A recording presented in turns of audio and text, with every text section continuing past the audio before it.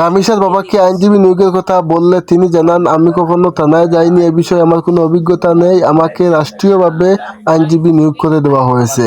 সম্পূর্ণ শুনুন ভিডিওতে। মামলাটা পল্লবী থানার আয়ুব কি যেন নাম, ইব্রাহিম সাহেব নাকি, আমি জানি না। আমার কোনো আইনজীবী নাই, এটা রাষ্ট্রীয় ভাবে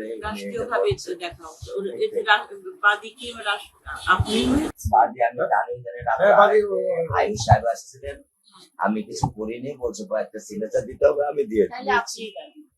আমি যেটা জানি না, আমি জীবনে কোনোদিন থানাতে পাড়া দিইনি আপা।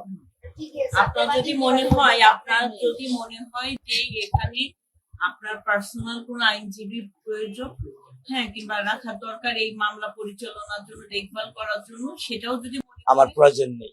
আমার বড় ভাই মাননীয় প্রধানমন্ত্রী আমাকে আশ্বস্ত করেছেন, আমি আর কিছু চাই না, আমার আর কোনো বিশ্বাসের প্রয়োজন নেই।